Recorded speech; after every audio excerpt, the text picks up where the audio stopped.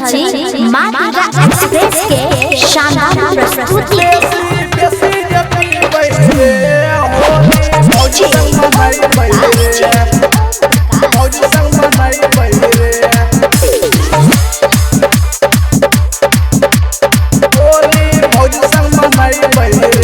मुर्गा मछली छोड़ा छिए हमें असली आप देखिए हमर नखटी बा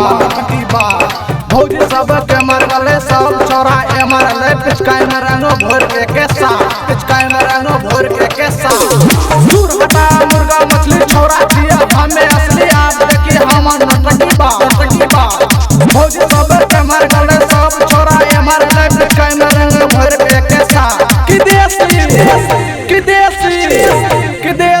बेसी जपी बैरे होली भौजी संग मनाई बैरे कि देसी बेसी जपी बैरे होली भौजी संग मनाई बैरे देसी बेसी जपी बैरे होली भौजी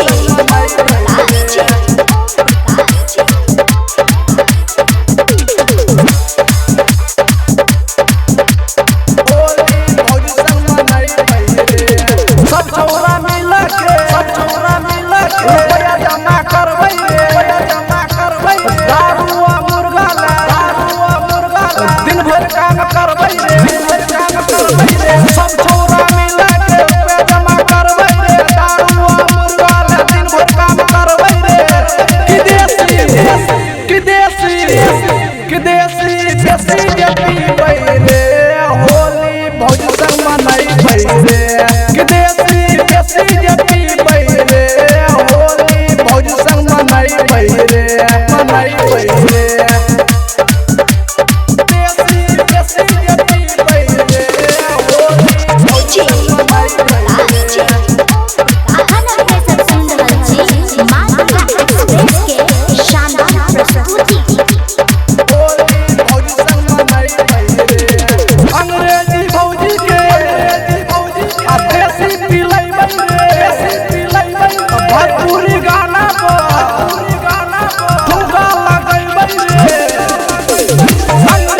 भौजी के देसी